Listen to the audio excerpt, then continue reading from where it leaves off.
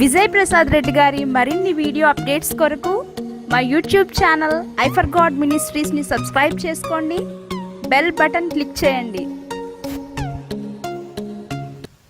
ఆకాశ మహాకాశాలకు సృష్టికర్తవైన మా కన్న తండ్రి, మీ పిల్లలమైన మా పట్ల మీ ప్రేమ ఎంతో మధురమైనది, ఎంతో ఉన్నతమైనది. మీ ప్రేమను వర్ణించడానికి మా జీవితకాలం సరిపోదు తండ్రి. మీ పిల్లలముగా మమ్మల్ని అందరినీ ఇక్కడ సమకూర్చి మరొక్కసారి మీ కొరకు సమర్పించుకున్న మీ పిల్లల కష్టార్జితంతో ఈ సువార్త సభలు జరగడానికి మీరు సహాయం చేశారు. అలాగే మీ ఏర్పాటులో ఉన్నటువంటి అనేక మంది పిల్లల్ని ఇక్కడికి తోడుకొని వచ్చారు. వారికి మీ సత్యవాక్యాన్ని విభజించి ఉపదేశించడానికి మీ దీనదాసుడినైన నాకు మీ సమయోచితమైన జ్ఞానాన్ని తండ్రి మీరు మాయందు నివసింపజేసిన మా అందరి ఆదరణకర్త అయిన పరిశుద్ధాత్ముని సహాయాన్ని మెండుగా ప్రసాదించమని ప్రాధేయపడుతున్నాను. ప్రభువా, మీ పిల్లలు వారి హృదయాలలో వెత్తబడుతున్నటువంటి వాక్యాన్ని ఫలింపజేసుకున్నట్లు, సత్తువ గల భూమిగా వారి హృదయాలు మార్పు చెందినట్లు తండ్రి మీ యొక్క సహాయాన్ని ప్రతి ఒక్కరికి అనుగ్రహించమని త్వరలో మా కొరకు తిరిగి రాని ఉన్న మా ప్రభువును, మా ప్రియరక్షకుడు, మీ ప్రియ కుమారుడైన క్రీస్తు వారి శ్రేష్టమైన అతి పవిత్రమైన నామములో ఈ ప్రార్థన మనవులు అడిగి వేడుకొనుచున్నాం మా కన్న తండ్రి, ఆమేన్. కూడి వచ్చినటువంటి దేవుని పిల్లలైన మీ అందరికీ, అలాగే వేదికను అలంకరించిన నా తోటి దైవజనులైన ప్రతి ఒక్కరికి నా హృదయపూర్వకమైనటువంటి వందనములు తెలియజేస్తున్నాను. సర్వోన్నతులైన దేవుని మహాకృప నిత్యము మనందరికీ తోడేండి నడిపించునుగాక, ఆమేన్. ప్రియులారా, విశ్వాసుల జీవిత సాక్ష్యాలు చాలా అద్భుతమైన పదం. ఈరోజు మన క్రైస్తవ సమాజంలో మనం కూడా సాక్ష్యం చెబుతూ ఉంటాం. మీకు మైక్ ఇస్తే ఇప్పుడు ఒక్కొక్క కుర్చీలో ఉన్న ఒక్కొక్కరు ఒక్కొక్క గంట సాక్ష్యం చెప్తారు. ఈ రాత్రి అంతా మనం ఆ సాక్ష్యాలు వింటూ కూర్చోవలసి వస్తుంది. మనం వాక్యం చెప్పుకునే సమయం కూడా మీరు ఇవ్వరు. అప్పుడప్పుడు మనం సాక్ష్యానికి సమయం ఇస్తుంటే ఇది సాక్ష్యమా ప్రసంగమా కూడా అర్థం కాదు. ప్రసంగం కంటే ఎక్కువసేపు సాక్ష్యం చెప్పేవాళ్ళు కూడా ఉన్నారు. విచిత్రం ఏమంటే,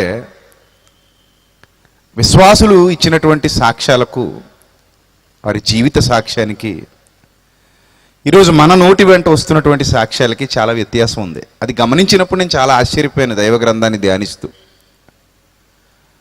ఈ 3 రోజుల్లో మీరు అలాంటి ఎన్నో ఆలోచనాత్మకమైన విషయాలు నేర్చుకుని ఇక్కడి నుంచి వెళ్తారు. అది నేను ఖచ్చితంగా చెప్పగలను. ఎందుకంటే ప్రియులారా, సాక్ష్యం చెప్పమని మనకు సమయం ఇస్తే దేవుడు మన జీవితంలో జరిగించిన మేలు గురించి మనం విస్తారంగా మాట్లాడతాం. అవునా కదా? నేను చెప్పేది నిజమేనా? సాక్ష్యం చెప్పండి అని మీకు ఇప్పుడు మైక్ ఇస్తే మీరు ఏం చెప్తారు? దేవుడు మీ జీవితంలో జరిగించినటువంటి మేలు గురించి విస్తృతంగా మాట్లాడతారు. దేవుడు నాకు ఇలా చేశాడు, దేవుడు నేను ప్రమాదకరమైన పరిస్థితిలో ఉన్నప్పుడు నన్ను కాపాడాడు, దేవుడు నా జీవితంలో జరిగించినటువంటి మేలు వర్ణింపశక్యం కానిది, చాలా గొప్ప మేలు నా తండ్రి నా బ్రతుకులో జరిగించాడు, ఒక అద్భుతమే నా జీవితంలో జరిగింది, ఒక మహత్కార్యమే నా జీవితంలో జరిగింది, అలా నా తండ్రి నాకు చేసినటువంటి మేలును గురించి నేను వివరిస్తున్నాను, ఇదే నా జీవిత సాక్ష్యం అని మనం చెప్తాం. అంతేనా? ఇప్పుడు మీరు సాక్ష్యం చెప్పండి అంటే అంతేగా చెప్తారు? ఇంకేమైనా చెప్తారా కొత్తగా? చెప్పండి ప్రియులారా, అంతేనా? ఇంకేమైనా కొత్తగా చెప్తారా? అంతే.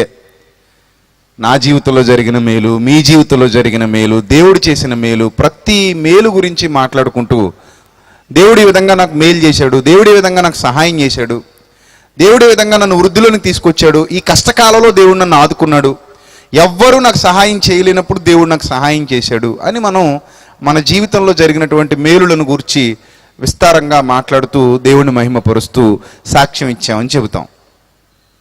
ప్రియులారా, ఇప్పుడు మిమ్మల్ని అందరినీ నేను అడుగుతున్నాను, దేవుడు మేలు చెయ్యని మనిషి అంటూ భూమి మీద ఎవడైనా ఉన్నాడు అసలు? మీరు చెప్పండి. నేను దేవుని మేలు పొందుకోలేదు అనేవాడు ఎవడైనా ఉన్నాడండి భూమి మీద? ఎవ్వరూ లేరండి.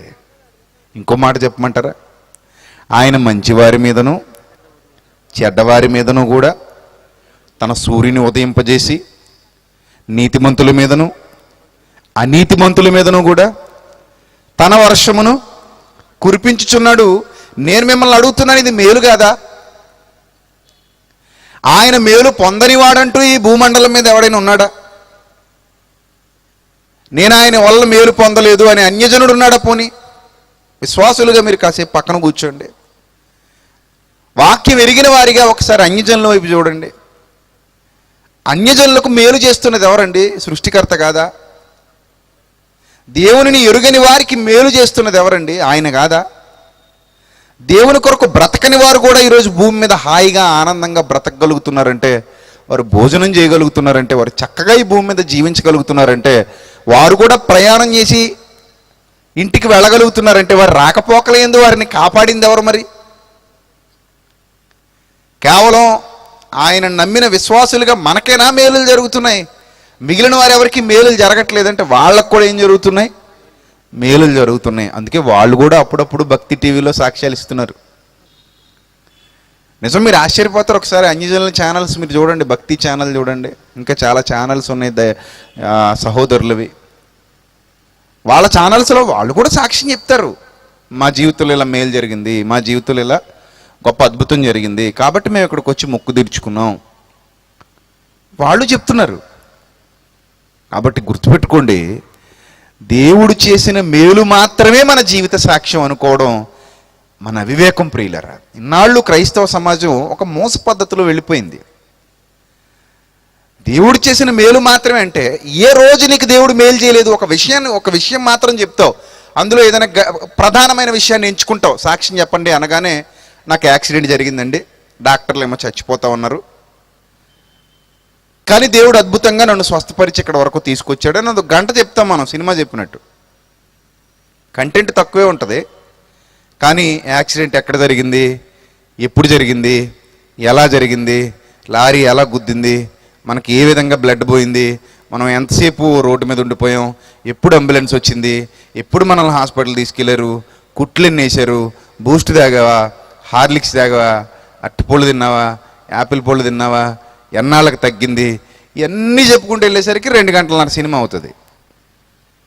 అది మన సాక్ష్యం అంటాం. ఏమంటే నేను మిమ్మల్ని అడుగుతున్నాను, యాక్సిడెంట్ అయ్యింది కాబట్టి హాస్పిటల్కి వెళ్ళాం కాబట్టి ఊహించని విధంగా దేవుడు మనల్ని బయటికి తీసుకొచ్చాడు కాబట్టి దాని గురించి మీరు మాట్లాడుతున్నారు, బాగుంది. ఏమండి, యాక్సిడెంట్ అవ్వకుండా మీరు చాలా ప్రయాణాలు చేయలేదా? ఎన్నో ప్రయాణాలు మీ బ్రతుకులో, నా బ్రతుకులో మనం చేశాం కదా. మరి అప్పుడు మనల్ని యాక్సిడెంట్ అవ్వకుండా ఇంటి నుండి అక్కడికి, అక్కడ నుండి మరలా ఇంటికి దేవుడు నడిపించాడు కదా. మరి ఇవన్నీ చెప్పుకుంటే అవి సాక్ష్యాలేనా? యాక్సిడెంట్ అయ్యాక కాపాడడం సాక్ష్యం అయితే, అసలు యాక్సిడెంట్ అవ్వకుండానే ఇంటికి నడిపించడం కూడా సాక్ష్యమే కదా. మరి అది కూడా మేలే కదా. అది మేలు కాదా? ఏమంటే గృహంలో నుంచి నేను ఇప్పుడు బయటకు వచ్చానండి, 2 గంటల ప్రయాణం నాకు ఇక్కడికి. మరలా నేను 2 గంటల ప్రయాణం చేసుకుని ఇక్కడ నుంచి ఇంటికి వెళ్ళిపోతాను. ఇప్పుడు రాత్రి అవుతుంది, ఏ 1 గంటకో ఇంటికి చేరుకుంటాను. క్షేమంగా నేను ఇంటికి వెళ్ళాను అనుకోండి, అది సాక్ష్యం కాదా? మరి దేవుడు నాకు చేసిన మేలు కాదా అది? ఇప్పుడు నేను దాని గురించి మాట్లాడుతూ సాక్ష్యం చెప్తే రేపు మీరు ఇంక వాక్యం మానేసి అదే చెప్పాను అనుకోండి. ఈరోజు నేను 2 గంటల పాటు ప్రయాణం చేసుకుని వచ్చాను, దేవుడు ఈ సాక్ష్యాన్ని దీవించిన గాక. మళ్ళీ రేపు, నిన్న నేను 2 గంటల పాటు ప్రయాణం చేసుకుని ఇక్కడికి వచ్చాను, వెళ్ళేటప్పుడు మళ్ళీ 2 గంటల పాటు ప్రయాణం చేసుకుని వెళ్ళాను, మళ్ళీ ఈ రోజు కూడా 2 గంటల పాటు ప్రయాణం చేసుకుని ఇక్కడికి వచ్చాను, దేవుడు ఈ సాక్ష్యాన్ని దీవించిన గాక, సభ ముగిసిందని అనుకో. ఏం చేస్తారు మీరు? మళ్ళీ ఈరోజు ఏం వాక్యం చెప్పలేదు, ఇలా చెప్పాడు అని మళ్ళీ ఎల్లుండి వస్తారు. ఎల్లుండి వచ్చినప్పుడు మొదటి రోజు 2 గంటలు, మళ్ళీ వెళ్ళేటప్పుడు 2 గంటలు, నిన్న 2 గంటలు, తర్వాత 2 గంటలు, మళ్ళీ 3వ రోజు వచ్చేటప్పుడు 2 గంటలు. అది చెప్పేసి ఇలా వచ్చాం, పలానా టోల్గేట్ దగ్గర నుంచి వచ్చాం, పలానా క్రాస్ చేసుకొచ్చాం, పలానా లారీని క్రాస్ చేసుకొచ్చాం, దేవుడు చాలా గొప్పగా మమ్మల్ని ఇక్కడికి నడిపించాడు అని చెప్పేసి ఇదే సాక్ష్యం అంటే మీకు ఎలా ఉంటుంది? వెగట పుట్టదు. కాబట్టి ఒక విషయాన్ని కూలంకషంగా ఆలోచించండి. మన జీవితంలో ఏదో మేలు జరిగింది అని చెబుతున్నామే, ఏ క్షణం మన జీవితంలో మేలు జరగలేదని నేను అడుగుతున్నాను. నువ్వు పుట్టిన నాట నుండి చచ్చిపోయేంత వరకు ఆయన మేలుతో నీ హృదయాన్ని ఏం చేస్తున్నాడు? తృప్తిపరుస్తున్నాడు. ఒకవేళ నువ్వు దేవుని మేలు గురించి మాట్లాడాలి అనుకుంటే ఇంకా నాన్ స్టాప్గా ప్రతి క్షణం మాట్లాడుతూనే ఉండాలి, ఆపకూడదు. ఏదో ఒక ఇన్సిడెంట్ తీసుకుని మాట్లాడటం కాదు. నీకు తెలియకుండా ఎన్ని మేలులు చేశాడో, నీకు కనబడకుండా ఎన్ని మేలులు చేస్తున్నాడో, నీకు ఉపయోగపడే విధంగా ఈ ప్రకృతి ద్వారా ఎన్ని మేలులు జరిగిస్తున్నాడో, అసలు ఆయనే మేలు చేయకపోతే మన జీవితం ఎక్కడండి? మేలు చేయుచుండుట చేత, మేలు చేయుచుండుట చేత తనను గూర్చినటువంటి ఉనికిని ప్రచురం చేస్తున్నాడు ఆయన. ఆయన గూర్చిన ఉనికి మనకు అర్థమవుతుంది. కాబట్టి మేలును బట్టి చెప్పే సాక్ష్యం మన జీవిత సాక్ష్యం కాదండి. అక్కడక్కడ నేను సువార్త సభలకు వెళ్ళినప్పుడు అయ్యగారు ఒక అరగంట మీ సాక్ష్యం చెప్పండి అంటారు, ఒక గంట మీ సాక్ష్యం చెప్పండి అంటారు. మీరు ఎలా మారు మనసు పొందారు, మీరు ఎలా రక్షణలోకి వచ్చారు, ఇవి చెప్పండి అంటారు. అప్పుడు నేను అంటాను, అయ్యా నేను ఇవి చెప్పటం వల్ల మీకు విశ్వాసం కలగదు, దేవుని వాక్యాన్ని మీకు బోధించటం వల్ల మీకు విశ్వాసం కలుగుతుంది. ఎందుకంటే వినుట వలన విశ్వాసము కలుగును, వినుట క్రీస్తును గూర్చిన మాట వలన కలుగును తప్ప నా మాటల వల్ల కలగదు. ఒకవేళ నా మాటల వల్ల కలిగితే అది మీకు అంత ప్రయోజనకరంగా ఉండదు. అందుకని పరిశుద్ధాత్మ ప్రేరణతో వ్రాయబడిన వాక్యాన్ని ధ్యానిద్దాం. మీరు అడిగిన ఆ గంట వాక్యమే చెప్తాను. నా గురించి చెప్పడానికి ఏముంది? మీరు ఎలా మారారు, నేను అలాగే మారాను. మిమ్మల్ని దేవుడు ఎలా మార్చుకున్నాడో నన్ను అలాగే వాక్యం వినడం ద్వారా మార్చుకున్నాడు. నేను పాపినే, మీరు పాపులే. మీరు మారు మనసు పొందారు, నేను మారు మనసు పొందాను, అంతే. ఇంక ఇందులో మళ్ళీ నా గురించి కొత్తగా మీకు చెప్పి ఒక కథ చెప్పేసరికి ఇంట్రెస్ట్గా ఉంటుందండి. కథలు అయితే మనకి మీ గురించిన కథ చెప్పండి అని అడిగితే బాగుంటుంది. అప్పుడు మీ గురించిన బయోగ్రఫీ, మనం వాటికి బాగా అలవాటు పడ్డాం. అలా అలవాటు పడ్డందుకు మనం ఏ విధంగా మోసపోతున్నామంటే, సాక్ష్యం, జీవిత సాక్ష్యం అనగానే ఇదే అనుకుంటున్నాం ప్రియులారా. జీవిత సాక్ష్యం అనగానే మన బ్రతుకులో జరిగిన మేలును గురించి మాట్లాడుకుంటూ పోవడమే. చిన్నప్పుడు నేను సంఘానికి వెళ్ళినప్పుడు చాలామంది లేచేవారు. లేచి ఈ వారం నేను ఆటోలో వెళ్ళాను, ఆటోకి ప్యాచ్ పడింది, ప్రయాణం జరగదేమో అనుకున్నాను. తర్వాత స్టెప్ని ఉందట్లేండి చూసుకున్నాడు, తొందరగా మార్చేసి తీసుకెళ్ళిపోయాడు. అప్పుడు నేను అనుకున్న పని అంతా జరిగింది, చక్కగా ఇంటికి వచ్చాను, ఈ చిన్న సాక్ష్యం దేవుడు దీవించిన గాక అనేవారు. నాకు అప్పుడు అసలు అర్థమయ్యేది కాదు. ఇలా చెప్పుకుంటూ పోతే చాలా చెప్పాలి కదా. పొద్దున్న నుంచి సాయంత్రం వరకు జరిగినవన్నీ, నేను వంట చేశాను, స్టవ్ పేలిపోలేదని చెప్పాలి, కుక్కర్ పేలిపోలేదని చెప్పాలి, స్విచ్ చేశాను కరెంటు శాకొట్టలేదని చెప్పాలి, వీధిలోకి వెళ్ళాను పిచ్చి కుక్క కరిచేయలేదని చెప్పాలి. ఇవన్నీ చెప్పుకుంటూ పోతే, పాలు పితకడానికి వెళ్ళాను, పీక మీద అడిగేసి గేదె తొక్కేలేదని చెప్పాలి. ఇవన్నీ చెప్పుకుంటూ పోతే ఇంకేముందండి ఆదివారం వాక్యం మనకి? ఇంకా ఎవరి జీవితంలో మేలు జరగలేదంటున్నాను. అదిగో రోడ్డు మీద పోయే వాళ్ళందరి జీవితాల్లోనూ మేలే జరుగుతుంది ఇప్పుడు కూడా. అది మేలు కాదండి? చెప్పండి, అది మేలు కదా? ఈ భూమి మీద బ్రతుకుతున్న ప్రతి క్షణం ఎవరి దయాదాక్షిణ్యాల వల్ల బ్రతుకుతున్నాం మనం? దేవుని దయ, దేవుని కృప, దేవుని కరుణ, ఆయన మహావాత్సల్యం. అందుకే అపోస్తుల కార్యాల్లో ఆ మాట ఒక్కసారి చూడండి. అపోస్తుల కార్యాలు 14వ అధ్యాయము 17వ వచనం ఒకసారి చూడండి. అపోస్తుల కార్యాలు 14వ అధ్యాయం 17వ, చాలా పెద్ద సాక్ష్యం ఇది. అయినను ఆయన ఆకాశం నుండి మీకు వర్షమును ఫలవంతములైన ఋతువులు దయచేయచ్చు, ఆహారం అనుగ్రహిస్తూ ఉల్లాసంతో మీ హృదయాలు నింపుతూ ఏం చేయుట చేత? మేలు చేయుట చేత తనను గూర్చిన సాక్ష్యం లేకుండా చేయలేదని బిగ్గరగా చెప్పిరి. ఇది ఎవరు గూర్చిన సాక్ష్యం అట? ఆయనను గూర్చిన సాక్ష్యం. ఏంటది? మీకు మేలు చేయడం, మేలు చేయుట చేత. అంతేగాని ఇది పట్టుకొచ్చి నా సాక్ష్యం ఇది, నా జీవిత సాక్ష్యం ఇదని ఆయన సాక్ష్యం నువ్వు చెప్పకూడదు. ఇది ఎవరి సాక్ష్యం? వాస్తవానికి ఆయన సాక్ష్యం. ఆయన సాక్ష్యాన్ని ఎవరి సాక్ష్యంగా చెప్పేస్తున్నాం మనం? మన సాక్ష్యంగా చెప్పేస్తున్నాం. మరి మన సాక్ష్యం ఏంటండి? అది వేరే. అది అర్థమైతే మీ జీవితాలు మారిపోతాయి. అది అర్థమైతే మీ హృదయం ఉప్పొంగిపోతుంది. అవునా అని ఆశ్చర్యచకితులం అయిపోతాం. మన సాక్ష్యం వేరే ఉంది, అది మన జీవిత సాక్ష్యం. అది మనకు అర్థం కావాలంటే విశ్వాసుల జీవితాలు చూడాల్సిందే, వేరే దారి లేదు, వేరే దారి లేదండి. ఆ విశ్వాసుల జీవిత సాక్ష్యాలే నేడు క్రైస్తవులుగా మనందరికీ మార్గదర్శకాలు. మన సాక్ష్యం ఎలా ఉండాలి? మన జీవిత సాక్ష్యం అంటే కేవలం దేవుని మేలుల గురించి మాట్లాడుకుంటూ పోయేదిగా ఉండకూడదు. ఎందుకంటే నువ్వు మంచిగా ఉన్నప్పుడు దేవుడు మేలు చేస్తున్నాడు, నువ్వు చెడ్డవాడవైనప్పుడు కూడా దేవుడు నీకు మేలే చేశాడు. ఏమండి, 24 ఏళ్ల వయసు వచ్చేంత వరకు నేను చాలా దారుణంగా బ్రతికాను. ఇప్పటికీ నేను నా గత జీవితాన్ని తలుచుకుంటూ చాలాసార్లు బాధపడుతూ ఉంటాను. అమ్మో, ఇష్టానుసారంగా మూర్ఖంగా ఎవరిని లెక్క చేయకుండా, అసలు ఎవరిని గౌరవించకుండా బ్రతికిన జీవితం నాది 24 ఏళ్ల వరకు. ఆ 24 ఏళ్లలో కూడా దేవుడు నాకు మేలే చేశాడు. మరి దేవుడు నాకు మేలే చేశాడు. ఆయన నన్ను కాపాడాడు. నేను మంచివాడిని కానప్పుడు నన్ను కాపాడాడు. నేను చెడ్డవాడిని అయినప్పుడు నాకు తోడుగా ఉన్నాడు. నాకు దయను చూపించాడు, నాకు కృపను చూపించాడు. నాకు ఇదిగో ఫలవంతమైన ఋతువులు దయచేశాడు, ఆకాశం నుండి వర్షం కురిపించాడు, నాకు ఆహారం అనుగ్రహించాడు, ఉల్లాసంతో నా హృదయాన్ని నింపాడు, నాకు మేలే చేశాడు ఆయన. అప్పుడు నేను సాక్ష్యం గురించి మాట్లాడదలిస్తే నా గత జీవితంలోనూ మేలుంది, ఇప్పుడు మేలుంది. దేవుని దయ ఉంటే భవిష్యత్తులో కూడా మేలు పొందుకోబోతున్నాను. మేలు పొందనివాడు, ఆయన వలన మేలు పొందనివాడు ఆదాము మొదలుకొని నేటి వరకు ఎవడునూ లేడు. ప్రియులారా, మనం ఊపిరి తీసుకున్నా, బ్రతుకుతున్నా, మనం తిన్నది అరుగుతున్నా కూడా మేలే కదండి. తిన్నది అరక్కపోతే అది పెద్ద రోగం, అది మామూలు రోగమా? తిన్నదలా కడుపులో ఉండిపోయింది అనుకోండి, అది ఏమైనా మామూలు రోగమా చెప్పండి? చాలా పెద్ద రోగం. ఎందుకంటే తిన్నది ఇంకా అలాగే కడుపులో ఉండిపోతుంది, అరగట్లేదు, జీర్ణరసాలు ఉత్పత్తి అవ్వట్లేదు అంటే చచ్చిపోతాం మనం. ఇంకా శరీరానికి శక్తి ఎలా అందుతుంది? చచ్చిపోతాం. వేరే రూపంలో బ్లడ్లోకి ఇంజెక్ట్ చేసుకోవాలి, అది చాలా పెద్ద వ్యాధి. కానీ మనం తిన్నదరుగుతుందన్నా కూడా మేలే కదా. మరి ఇంక అది సాక్ష్యం చెప్తామా?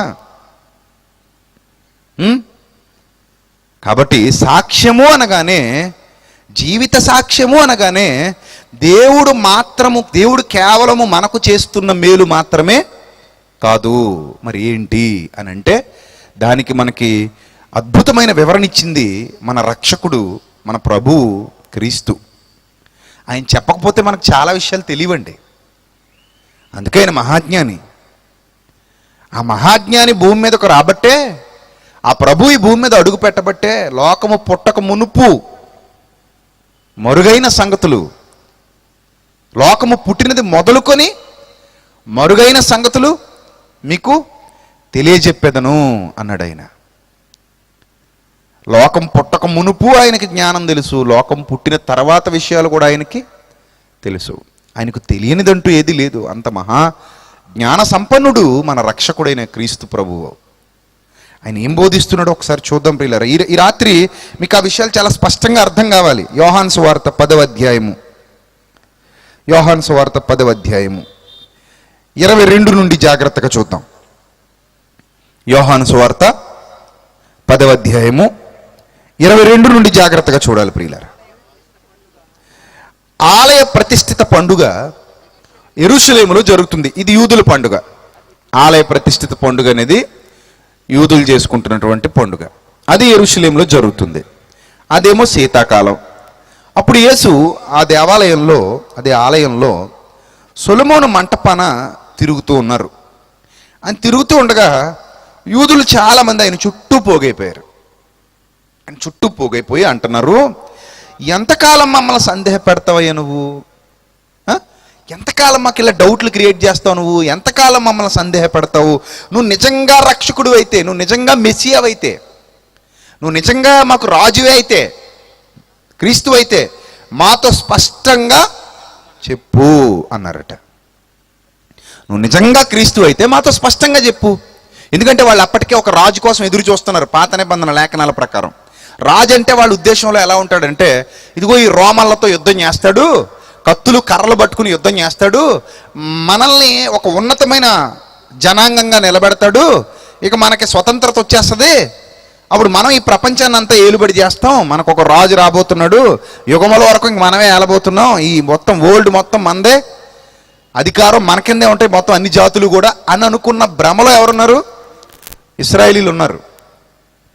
వాస్తవానికి దేవుడిచ్చేది లోక సంబంధమైన రాజ్యం కాదు. ఏ రాజ్యం అది? ఆత్మ సంబంధమైనది. అందుకే ప్రభు అంటారు పిలాతు ముందు నిలబడి, నా రాజ్యం ఈ లోక సంబంధమైనది కాదు, నా రాజ్యం ఆత్మ సంబంధమైన రాజ్యం. ఇశ్రాయేలీలు అపార్థం చేసుకున్నారు, రాజు రాబోతున్నాడు అని నమ్మారు, బాగానే ఉంది. కానీ ఆ రాజు కత్తి పట్టుకుని కర్ర పట్టుకుని గుర్రపు స్వారీ చేస్తూ యుద్ధాలు చేస్తూ పరిపాలన చేస్తాడు, ఎప్పటికీ ఇంకా చచ్చిపోకుండా పరిపాలన చేస్తూ ఉంటాడు, అలాంటి రాజు ఒకడు ఈ భూమి మీదకి రాబోతున్నాడు అన్నట్టుగా వీళ్ళు భ్రమకు గురయ్యారు.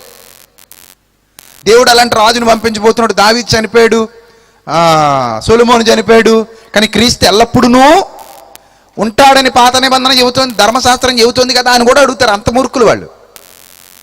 క్రీస్తు ఎల్లప్పుడూ ఉండునని ఉంది కదా, నువ్వు వెళ్ళిపోతానంటావు ఏంటంటారు. అంటే నువ్వు చనిపోని రాజు కావాలి మాకు. ఇప్పటికీ అదే మూర్ఖత్వపు ఎదురు చూపులతో ఉన్నారండి వాళ్ళు. అర్థమైందా? ఇప్పటికీ మీరు యెరూషలేంకి వెళ్ళారనుకోండి, అక్కడ ఏడుపుల గోడ ఉంటుంది. ఆ ఏడుపుల గోడ దగ్గర ప్రార్థన చేస్తారు ఏడుస్తూ. ఏమనో తెలుసా? తండ్రి తొందరగా ఆ మెస్సియాను పంపించు. ఇది రెండో రాకడ కాదు, మొదటి రాకడ కోసం అడుగుతున్నారు వాళ్ళు. కానీ ఆయన వచ్చి ఎన్ని సంవత్సరాలు అవుతుంది? 2000 సంవత్సరాలు అవుతుంది. మరి వచ్చిన ఆయన ఎవరయ్యా అంటే ఆయన క్రీస్తు కాదంటారండి వాళ్ళు. మరి ఎవరయ్యా ఆయన? 2000 సంవత్సరాల క్రిందట కలువరి శిలువలో బలైపోయిన మహానుభావుడు ఎవరు? యూదుల్లోనే పుట్టాడుగా, మీ యూదుల్లోనే. మరి ఎవరయ్యా ఆయన మనం వాళ్ళని అడిగాం అనుకోండి, వాళ్ళు వెంటనే ఏమని చెబుతారు తెలుసా? ఆయన ఒక ప్రవక్త, ఆయన ఒక మామూలు సాధారణ ప్రవక్త అంతే అని కొందరు అంటారు. కొందరేమో అసలు ప్రవక్తే కాదంటారు, మాకు సంబంధం లేదంటారు. చూసారా, యూదులు ఎప్పటికీ ఎవరిని నమ్మడం లేదు, క్రీస్తుని నమ్మడం లేదు, ఆయనను మెస్సియాగా అంగీకరించడం లేదు. ఎందుకంటే వాళ్ళు కొంత అజ్ఞానంలో ఉన్నారు. నిజమే ప్రియులారా, అజ్ఞానంలో ఉన్నంత వరకు మనకి జ్ఞానం అర్థం కాదు. మన మనోనేత్రాలు వెలిగింపబడితేనే మనకు జ్ఞానం అనేది అర్థమవుతుంది. దానికి ఉపయోగపడేది కేవలం బైబిల్ మాత్రమే, ఇక వేరే ఏ దారి లేదు. మానవుని మనోనేత్రాలు వెలిగింపబడాలి అంటే ఆధారం ఏది? ఒక్క బైబిలే, ఒక్క సత్యవాక్యమే. రైట్. ఇప్పుడు క్రీస్తు ప్రభువుని మమ్మల్ని ఎంతకాలం నువ్వు సందేహపెడతావు? నువ్వు నిజంగా మెస్సియా అయితే, నువ్వు నిజంగా రాజు అయితే మాకు స్పష్టంగా చెప్పు, మాకు ఈ డైలమాలో ఉన్నాం మేము. నువ్వు నిజంగా రాజువా, మాకు కొంచెం క్లియర్ చేయి అని అడుగుతుంటే అప్పుడు ఆయన అన్నాడు, అందుకు యేసు, మీతో చెప్పి తిని కానీ మీరు నమ్మరు. నేను నా తండ్రి నామమందు చేయుచున్న క్రియలు నన్ను గూర్చి సాక్ష్యమిచ్చుచున్నవి అన్నాడు. ఏంటట ఆయన్ను గూర్చి సాక్ష్యం ఇచ్చేవి? తండ్రి నామమందు చేయుచున్న క్రియలే ఆయన జీవిత సాక్ష్యం. అది తండ్రి నామంలో క్రీస్తు ఏ క్రియలైతే చేస్తున్నాడో ఆ క్రియలే ఆయనటువంటి సాక్ష్యం. దేవుడు చేసిన మేలులు కాదు, దేవుడు ఆయన ఎడల జరిగించిన మేలు కాదు సాక్ష్యం, దేవుని కొరకు ఈయన జరిగించిన క్రియలు సాక్ష్యం. అర్థమైందా మీకు తేడా? ఆ తేడా మీకు అర్థం కావాలి. దేవుడు మన బ్రతుకులో మనకు చేసిన మేలులు కాదు మన సాక్ష్యం, దేవుని కొరకు మనం చేసిన క్రియలు, మనం బ్రతికిన బ్రతుకు, మనం జీవించిన జీవితం, ఆయన కొరకు మనం పడిన కష్టం, అది సాక్ష్యం అంటే. అర్థమైందా? మనం ఏం చేస్తున్నాం? మనం ఆయన కోసం చేసిన ఏ క్రియలు సాక్ష్యంగా చెప్పడానికి మన దగ్గరే ఉండదు. కానీ ఆయన నాకు ఇది చేశాడు, దేవునికి మహిమ కలుగునుగా అంటావు. ఆయన నీకు చేసినందుకు కాదు మహిమ, నువ్వు ఆయన కొరకు చేసేదాన్ని బట్టి ఆయన మహిమపరచబడాలి. అది దేవుని సంకల్పం. నువ్వు ఆయన సంకల్పాన్ని మరిచిపోయి ఆయన నా కొరకు చేసేదాన్ని బట్టి నా సాక్ష్యం అని ఫిక్స్ అయిపోయావు. ఎంత విరుద్ధంగా వెళుతున్నాం చూసారా వాక్యానికి, ఎంత విరుద్ధంగా వెళ్తున్నావు. ప్రియులారా, ఒక విషయం గమనించండి. నువ్వేమైనా దిగొచ్చావా? నువ్వు చెప్తున్నావు మాకు, నువ్వు చిన్నోడివి, నీకంటే పెద్దోళ్ళు కూడా మేము వెళ్ళి పందాలు వెళ్ళారు కదా అని మీరు అనొచ్చు. మీకు చేతులెత్తి నమస్కరిస్తాను. దయచేసి ఇక్కడ వయసుని కానీ అనుభవాలని కానీ పెద్దలను కానీ చిన్నలను కానీ ఇలాంటివి చూడకండి. మీరు చూడాల్సింది ఏంటో తెలుసా? దేవుని వాక్యాన్ని. దేవుని వాక్యాన్ని. ఆ వాక్యంలో ఏది ఉంటే దాన్ని మనం అందరం స్వీకరించాలి. తిమోతి చాలా చిన్నపిల్లాడు, కానీ పౌలు పరిశుద్ధాత్మని ద్వారా ఏమని చెప్పిస్తాడు తెలుసా? వృద్ధుని గద్దింపక తండ్రిగా భావించి అతన్ని హెచ్చరించుము అంటాడు. గౌరవించం కాదు, హెచ్చరించు. అంటే వృద్ధుణ్ణి కూడా హెచ్చరించడానికి ఒక బాలుడికి అవకాశం ఇస్తున్నాడంటే అక్కడ తిమోతి గొప్పోడని కాదు సుమా. తిమోతికి అనుగ్రహింపబడిన దేవుని వాక్యం, ఆ గొప్పతనం వాక్యానిదే. కాబట్టి మీరు దయచేసి వయసుని చూడకండి. ఇంతకు ముందేదో ఎక్కడో ఏదో జరిగింది, ఎవరో ఏదో చెప్పారు, ఎవరో ఏదో చేశారు, ఇవన్నీ మనకొద్దు. మనం చేసేది సరిగా లేకపోతే దిద్దుకుందాం, అంతే, అంతవరకే. కాబట్టి మీకు ప్రకటింపబడుతున్న ఈ వాక్యం దైవ గ్రంథంలో వ్రాయబడిన అపూర్వమైన సత్యం. ఇంకా చాలా విషయాలు ఉన్నాయి, అన్నీ మీకు చూపిస్తాను. ఈరోజు ఫస్ట్ డే కాబట్టి మీకు అర్థం కావడానికి ఇంట్రడక్షన్ ఇస్తున్నాను. ఇది నేను చెప్పకుండా ఒక విశ్వాస జీవితాన్ని మీ ముందుకు తీసుకొచ్చేస్తే మీరు మళ్ళీ అది విని బాగున్నది అని నాకు కితాబులు ఇచ్చి బలా అనుకుని వెళ్ళిపోయి రేపటి నుంచి మళ్ళీ మీ పద్ధతిలో మీరు వెళ్తూనే ఉంటారు. గేదె పేడ వేయలేదండి, ఇంజక్షన్ చేయించాము అయినా వేయలేదు, అప్పుడు మేము ఉపవాస ప్రార్థన చేసాం, అద్భుతంగా దేవుడు మేలు చేశాడు, గేదె పేడ వేసింది అంటారు. అది అసలు సాక్ష్యం ఎలా అవుతుందండి? నాకు అర్థం కాదు. కోడి గుడ్డు పెట్టలేదండి, నేను కష్టపడి సీరియస్గా దాన్ని ముందుకు బుట్టలో పెట్టి మరీ ప్రార్థన చేశాను, అప్పుడు పెట్టింది. ఇవి సాక్ష్యాలు ఎలా అవుతాయండి? మీరు చేసేది తప్ప కదా, మీరే ఆలోచించుకోండి. ఇవన్నీ సాక్ష్యాలు ఏంటండి బాబు? ఇవి ఎలా సాక్ష్యాలు అవుతాయి? కోడి, గేదె, పేడ, ఇవా సాక్ష్యాలు? తప్పు జరుగుతుందండి, దాన్ని మనమే దిద్దుకోవాలి. లేదా మన పిల్లలు పాడైపోతారండి, అది నా బాధ. ఇప్పుడు మన జీవితంలో జరిగినట్టే మన పిల్లల జీవితంలో జరగాలని మనం కోరుకుంటామా? కోరుకోం కదా. రిక్షా తొక్కుని ఆయన కూడా ఏమనుకుంటాడు తెలుసా? నా కొడుకు కారులో తిరగాలి అనుకుంటాడు. సామాన్యంగా ఏ తల్లిదండ్రులైనా అదే కోరుకుంటారు. మేము పడ్డ కష్టాలు మా బిడ్డలు పడకూడదని. అదేవిధంగా మనం ఉన్న అజ్ఞానంలో మన పిల్లలు ఉండకూడదు, అది కోరుకోండి. ఎందుకంటే మన పిల్లలకు మనం ఇచ్చే ఆస్తి వాక్యమే. మన పిల్లలకు మనం ఇచ్చే ఆస్తి ఏది? వాక్యం అండి. వాక్యం ఉంటే వాళ్ళకంటే ఆస్తిపరులు ఎవరూ లేరు. వాక్యం లేకపోతే వాళ్ళకంటే కడుబేదలు ఎవ్వరూ లేరు. కాబట్టి శ్రద్ధాశక్తులతో వాక్యాన్ని పరిశీలన చేయండి. ఇక్కడ ప్రభు అంటున్నారు, నేను తండ్రి కొరకు తండ్రి నామమందు ఏ క్రియలైతే చేస్తున్నానో అవి నన్ను గూర్చిచ్చేటువంటి సాక్ష్యం. నన్ను గూర్చిన క్రియలు సాక్ష్యం పలుకుతున్నాయి. నేను తండ్రి కొరకు చేస్తున్నటువంటి క్రియలు. నిన్ను గూర్చి సాక్ష్యం పలకాల్సినవి నువ్వు నీ తండ్రి కొరకు చేసేటువంటి క్రియలు. మరి అలా అని కూడా ప్రభు చెప్పారా అంటే ఖచ్చితంగా చెప్పారు. అదే యోహాను సువార్త 14వ అధ్యాయము, అదే యోహాను సువార్త 14వ అధ్యాయము 11వ వచనం నుంచి చూద్దాం ప్రియులారా.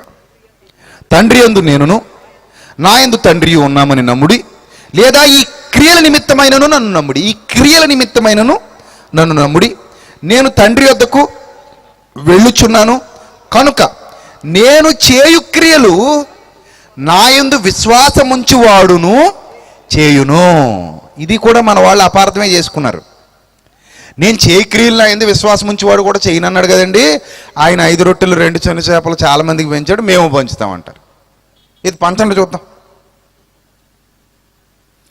అక్కడ క్రియలు అన్నాడు తప్ప సూచక్రియలు అనలేదు. కొంచెం మైండ్ పెట్టండి. క్రియలు వేరు, సూచక్రియలు వేరు. నేను చేయి సూచక్రియలు నా యందు విశ్వాసం ఉంచేవాడు ప్రతివాడు చేసేస్తాడు అనేది కాదు ఆయనకి. అక్కడ ఆయన ఇంటెన్షన్. క్రియలు అవి ఇంపార్టెంట్. జీవిత క్రియలు, జీవితం అంతా జరిగేటువంటి క్రియలు, క్రైస్తవుడి క్రియలు, విశ్వాసి క్రియలు, సత్క్రియలు, వాటినే బైబిల్ ఏమంటుంది? సత్క్రియలు అంటుంది. అంటే వాక్య సంబంధమైన క్రియలు. అవే నీ జీవితానికి నా జీవితానికి సాక్ష్యాలు. అవి మన జీవిత సాక్ష్యాలు. ఎవరి నామమందు? తండ్రి నామమందు, క్రీస్తు నామమందు.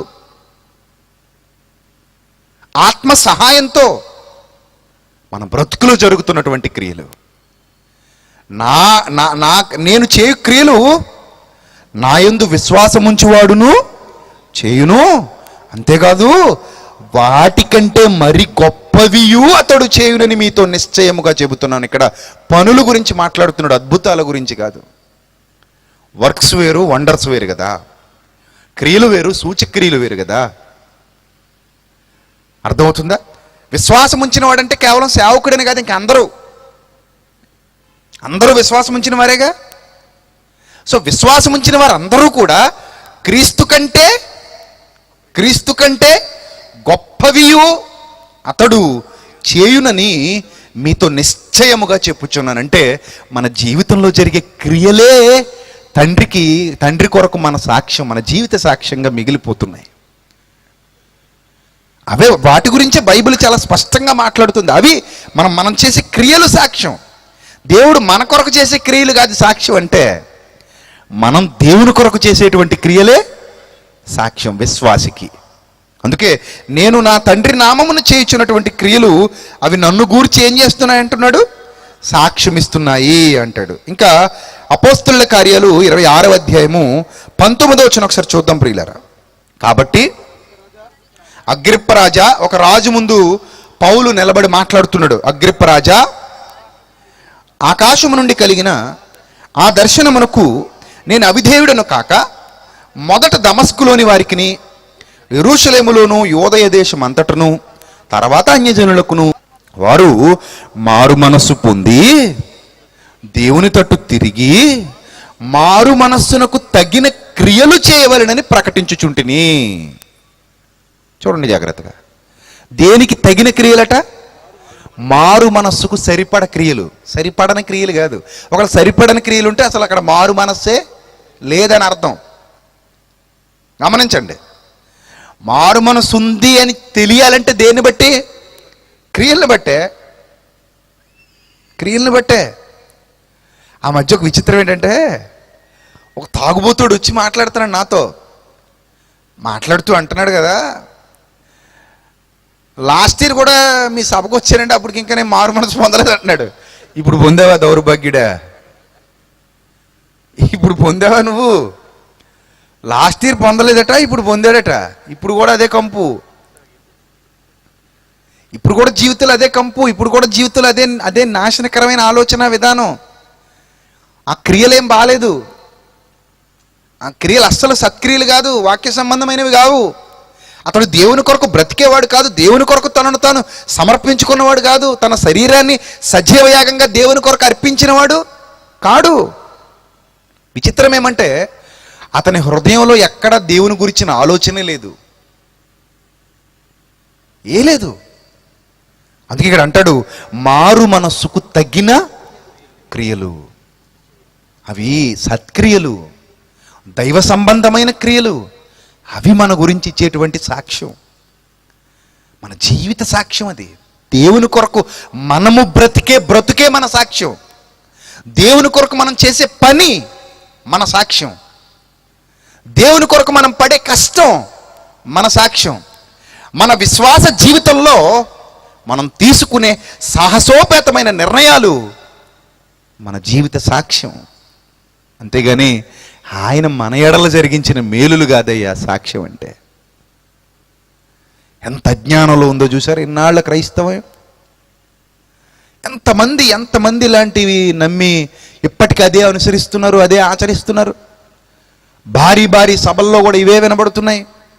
అప్పుడప్పుడు బాధేస్తూ ఉంటుంది, అయ్యో ఎప్పటికి వీళ్ళని మార్చగలం, ఎప్పటికి వీళ్ళని సత్యంలోనికి నడిపించగలం, ఎప్పటికి వీళ్ళు సత్యాన్ని ఎరుగుతారు, సత్యాన్ని తెలుసుకుంటారు, వీరి మనోనేత్రాలు వెలిగించుకుంటారు అనే బాధ అనిపిస్తూ ఉంటుంది ఒక్కోసారి.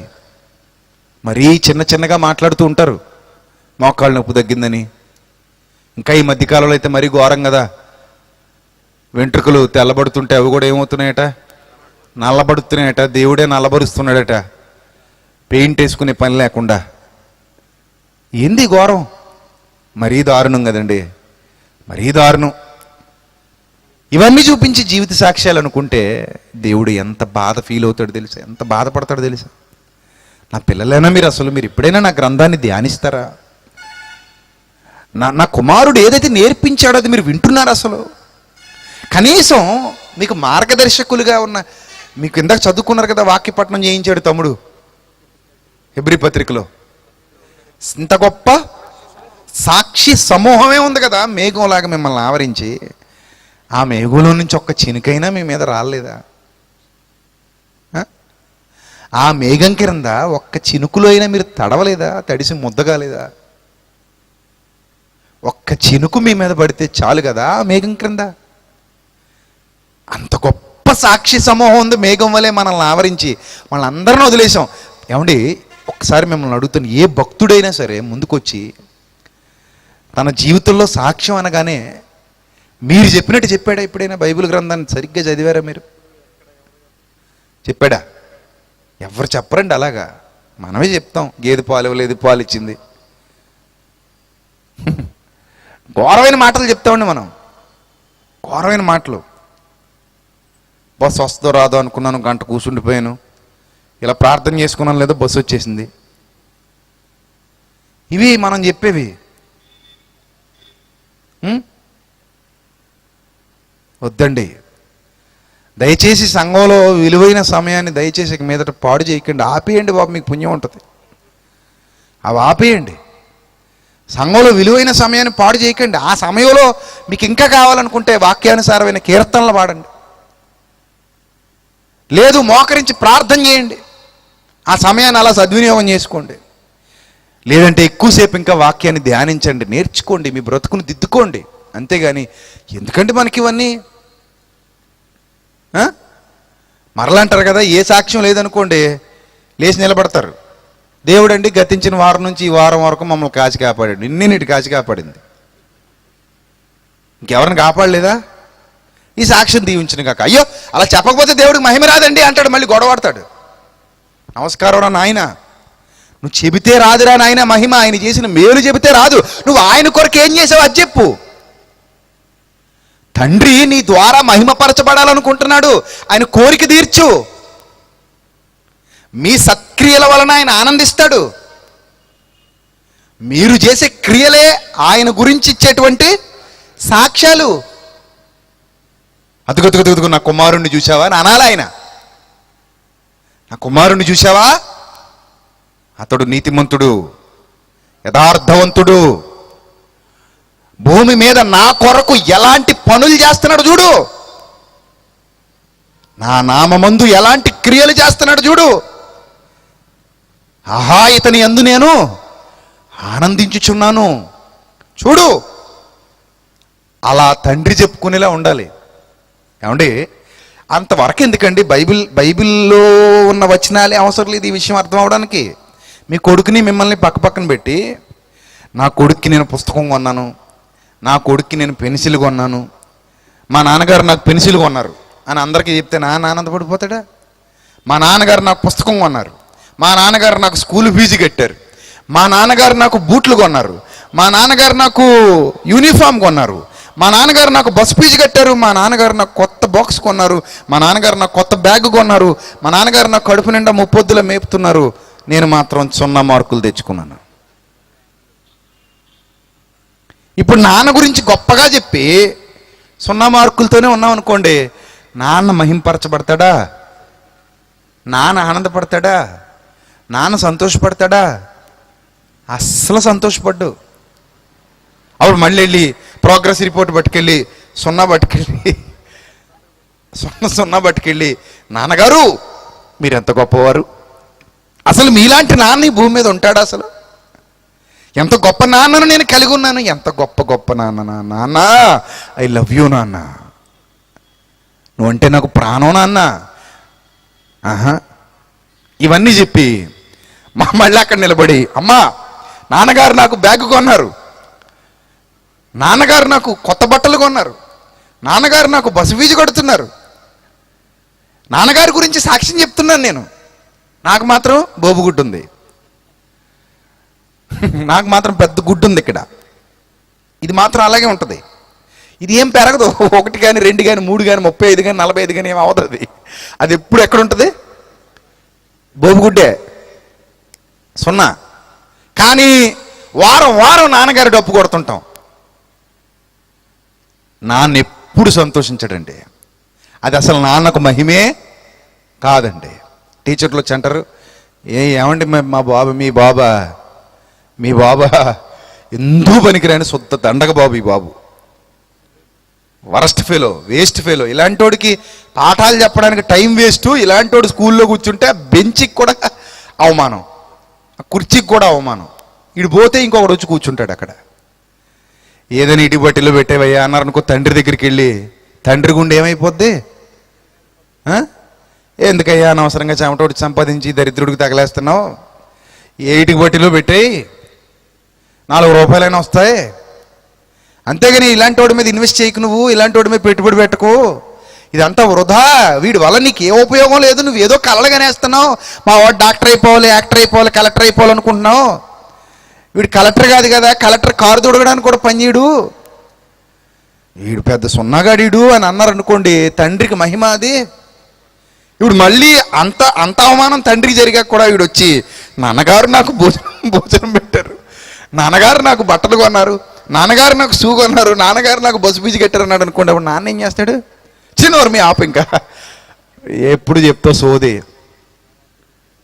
ఎప్పుడు చెప్తావు, ఎందుకు అది సోది చెప్తావు? నీకు 0 మార్కుల కోసమా నేను ఎంత పెట్టుబడి పెట్టింది? ఇదా సాక్ష్యం అంటే? నువ్వు అసలు విశ్వాసమేనా? నువ్వు అసలు కుమారుడివేనా? నువ్వు అసలు కుమార్తెవేనా? తండ్రి మనసు అర్థం కాలేదా నీకు? తండ్రి మనసు ఏంటో తెలియదా నీకు? ఇదా సాక్ష్యం అంటే? నేనేం చేశానో చెప్తున్నావు నువ్వు, కానీ నువ్వేం చేసావు చెప్పు, అది అడుగుతున్నాడు దేవుడు. నేను చేసేదంతా ఎందుకోసం? నువ్వు చేసేదానికోసమే కదా. నేను చేసేదంతా ఎందుకోసం? నువ్వు చేసేదానికోసం. నువ్వేమి చేయనప్పుడు, నీ వల్ల ఏ ప్రయోజనం లేనప్పుడు, నీ వల్ల నాకు ఏ ఆనందం లేనప్పుడు నేను ఇదంతా ఎందుకు చేయాలి? మీకు విషయం చెప్పనా? కుమారుడు పరుగున తండ్రి దగ్గరికి వచ్చి, నాన్న ఫస్ట్ క్లాస్ అనగానే పెట్టిన పెట్టుబడి ఏది గుర్తురాదు. అప్పుడు పేపర్ పెన్ను తీసి, నీకు ఇదిగో ఇంత ఖర్చు పెట్టాను, ఈ నెలలో ఎంత అయింది, ఫీజు ఎంత అయింది, బస్ ఫీజు ఎంత అయింది, భోజనానికి ఎంత అయింది, షూకి ఎంత అయింది, ఖర్చులు ఇన్నాయి, ఎవ్వరూ చెప్పరు. గట్టిగా గుండెలకు హత్తుకుని ప్రోత్సహిస్తాడు నాన్న. వెరీ గుడ్ రా నాన్న, నా పరువు నిలబెట్టావు అంటాడు. ఇంకా బాగా చదవరా నాన్న, నీకు ఇంకోటి కొనిస్తానంటాడు. అంతే తప్ప నేను ఇంత పెట్టుబడి పెట్టాను, నేను ఇంత చేశాను, అది నువ్వు చెప్పలేదు అని ఏం అనుకోడు అసలు, మర్చిపోతాడు అవన్నీ.